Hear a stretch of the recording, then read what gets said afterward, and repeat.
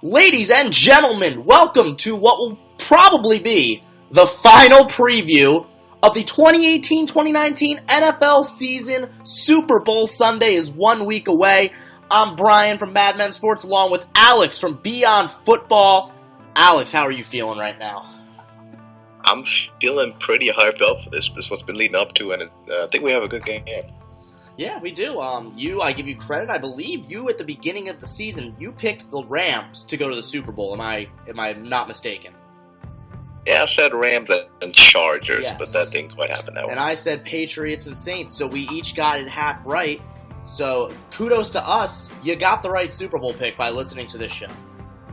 Should have been the Saints. yeah, it should have.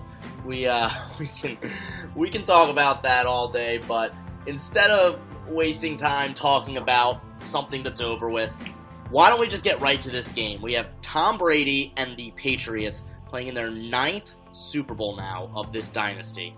They're going up against young Sean McVay, young Jared Goff, and possibly the best player in the NFL in Aaron Donald. Why don't you break it down for us, Alex? Now, this is a really, really good matchup. I like this. I like the matchup on paper even better than the Saints and Patriots, just because of how interesting it gets with the Rams. The NFL, more so than most other sports, is a coaching game. In the NBA, if you got 3-star players, you're winning.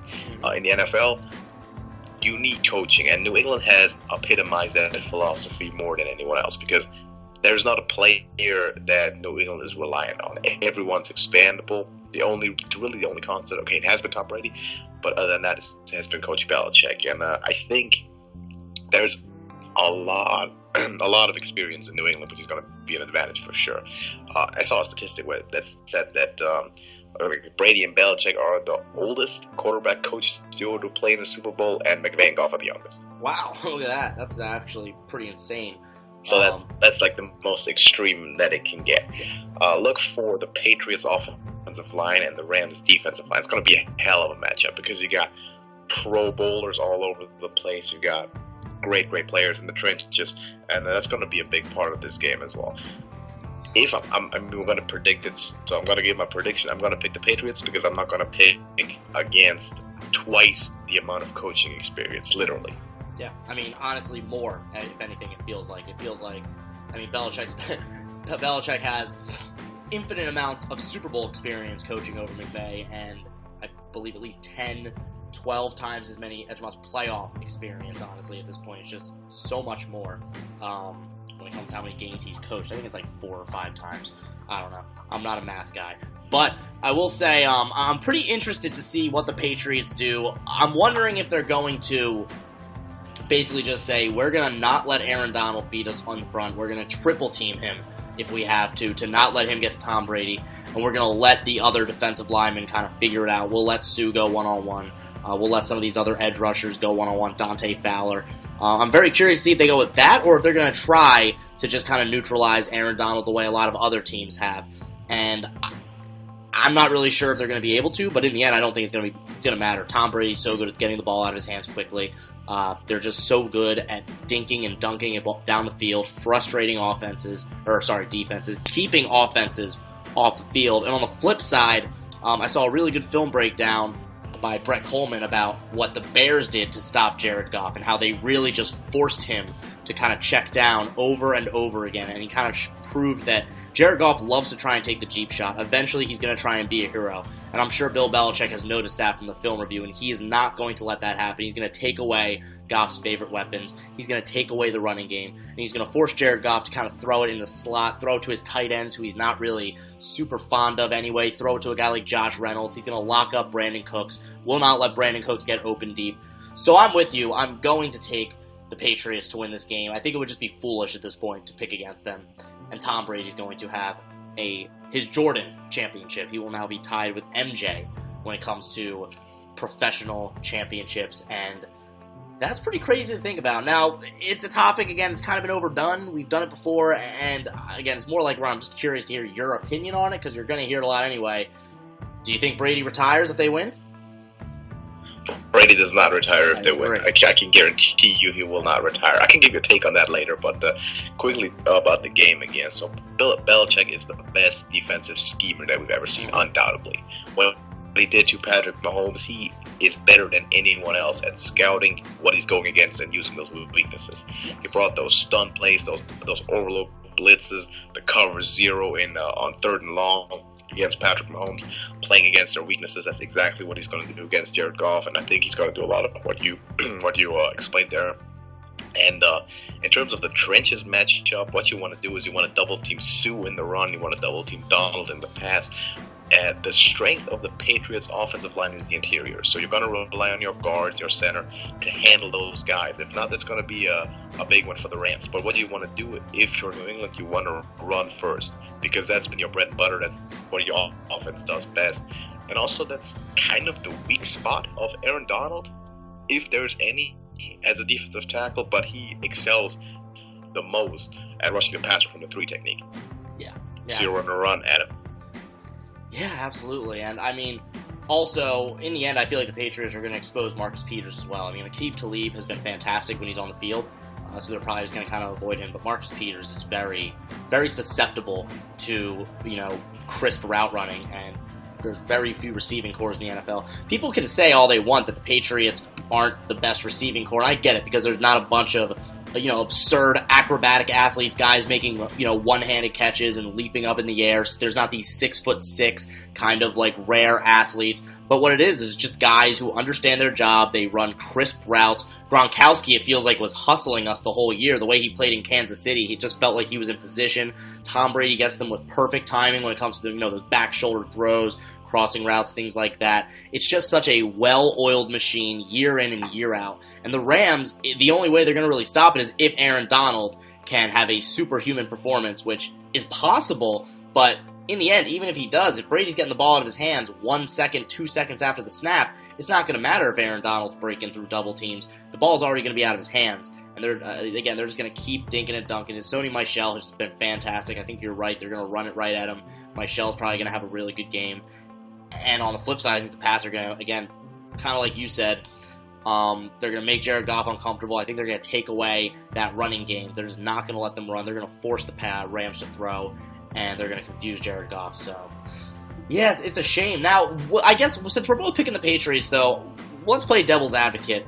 What do you think would need to happen for the Rams to pull off this monumental upset? Let's give some hope to Rams fans. What can they do, and why would you think maybe they can pull it off? I think they totally can pull it off, but what they're going to have to do is get in an offensive rhythm early.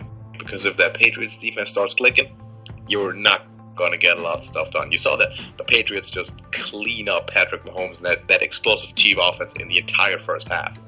It was scary to watch that, because that Patriots defense in the playoffs is historically the best that we've ever seen, over an incredible consistency. So you have to get started. You have to get the ground game going, and you got to get Jared Goff some confidence, because he's still a young guy. It's the biggest stage he's ever played on. So the experience goes to New England, and the Rams need to get a good start. If they're down 14-0 and they're struggling on offense, it's not looking good.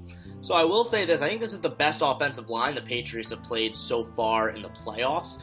The Rams, that is. I think they have some really talented players on that line. I think they have a good chance, actually, the Patriots' defensive line has looked really good in the playoffs so far, but the Chargers' offensive line was very below average, and the Chiefs, I would say, was middle of the pack, maybe slightly above average, but I think this Rams' offensive line, this is like a top 5 offensive line. So if you do want some hope, Rams fans, it's that if the Rams can kind of win that battle early, maybe kind of make the Patriots a little uncomfortable physically there, then maybe they can start running some of those motion plays pre-snap, start confusing the Patriots a little bit, because as we've learned year in and year out, the way you beat this Patriots team is you confuse them. You hit them with things that they haven't seen. You saw it whether it was the Eagles with their Philly. We saw it back in 2008 with the Wildcat with Miami, just a few examples. When you hit them with something that they've never seen before, that you haven't been doing all year, because they're not winning. The Patriots aren't winning. Again, they don't get the best athletes because they never have top 10 picks. They don't spend big money on big-time free agents. They win in preparation, being ready, knowing your next move before you know it. So if you come out there and you throw different things that they haven't seen before at them, then you're going to have a chance. And I do want to believe that Sean McVay knows this, seeing as he's considered one of the smartest coaches in the league already. You got to think maybe all those motion plays they've been doing them all year, and they haven't really utilized it with any sort of trickery yet. Maybe he's got some tricks up his sleeve now that he's been saving for an occasion like this. Maybe we'll see a Philly type of play or something like that. We'll see something that really throws off this defense. We'll see them come out with some new looks that they haven't before. I feel like that's really the only way they're going to be able to keep up with the Patriots offense, because Tom Brady in this offense, they're going to drop at least at the very minimum in the mid-20s. And that's being conservative, if you ask me. Yeah, I think so. The magic number for New England is said to be like 28, so you got to score 28 or more to win. And I think in the playoffs, the Super Bowl is 35, to be honest. So they're really going to have to step up. I don't have a doubt that Sean McVay is going to have something up his sleeve. God knows I love the coaching philosophy. Love that coaching career. It's always been one of the most successful ones offensively in the league, probably the most successful one ever since Bill Walsh, and still represented a lot. So McVay is going to have his hands full with he's got to get up early to match Bill Belichick there, of course, because Bill has been there. He's going there for his 9th time already, right? Yeah. So McVay, first time. The guy is younger than a lot of players on the Patriots. Yeah. So we'll see if he's going to be ready to step up for it. I think super highly of McVay and all those guys. Kyle Shanahan, I said Matt LaFleur is a great hire in Green Bay. I love the idea. These are great guys, but it's going to be hard because Andy Reid is also a descendant of that philosophy, and he didn't get it done quite as well because the Patriots defense just overcame him one too many times. Yep. So yeah, it's going to be a big challenge for everyone involved. I think actually that the Rams are like a 1-point favorite, at least the early odds were indicating that. I think the Patriots were 1-point favorites to open, and now it's moved to about Patriots by 2.5. That's what I've seen. All right, so the Patriots are climbing. Yeah, that's what I expected. 80% of the money is on the Patriots so far, which is pretty. Wow. That's pretty shocking. Actually, not. I mean, that was probably the case last year as well. Now that I think about it, it's not shocking at all. Now that I say that out loud. So, with that being said, I mean, this was obviously expected to be a shorter episode. We have one game to talk about. We're not going to give you a Pro Bowl recap. I don't think I really don't care about that. But is there any other topic, storylines? I mean, all the coaches have been hired. Really, this is all anyone's thinking about. Free agency, the draft. I know the Senior Bowl happened. But is there anything else that maybe you just want to throw out there before we sign off and say goodbye until post-Super Bowl? I don't want to be a huge homer here, but I still really enjoy the Antonio Brown storyline going on. And yes, it seems like at this point he doesn't want to play anywhere but San Francisco, and it seems like the Steelers aren't getting the trade offers that they want so far. I'll have to wait and see what happens with that. But I'm going to be really interested in seeing where he actually ends up going. In best case scenario, they're going to get him for a bargain because he's going to push to play in San Francisco, and if no one else offers like major draft capital, they might get him on the cheap, so I wouldn't mind that at all. But yeah, all eyes on the Super Bowl right now, and once that is done, we'll get into the offseason matters. Yeah, I do think San Francisco and Indianapolis are pretty much the only two teams that I think it's worth it even to give up that much to get him, because as talented as Antonio Brown is, we seem to be learning over and over again that you can win without the most talented, expensive wide receivers. You can find them again. Pretty much every team in the league has at least one good receiver. I'd rather focus on offensive line first, but the Colts have it built. The Niners have an okay offensive line. It's not great, but I think it looks better when Garoppolo's out there. And, they've got a good GM as well. They can find another piece or two. At least some talented young guy, and they both have a ton of cap space. So for teams like that, I can completely understand you wanting to throw one, maybe even like 2 high draft picks to get a guy like Brown to really take your offense to the next level. I mean, imagining the Colts with Brown and Hilton and that offensive line and Luck, that's pretty terrifying to think about for the rest of the AFC.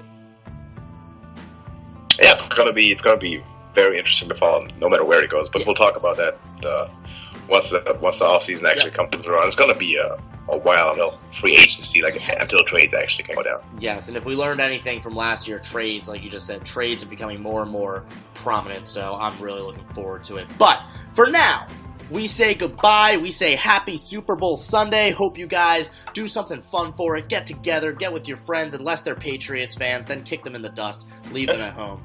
You don't want to spend time with that type of negative energy. Thank you so much, guys. We really appreciate it. Until next time, this was Brian, and that was Alex, and we'll see you next time.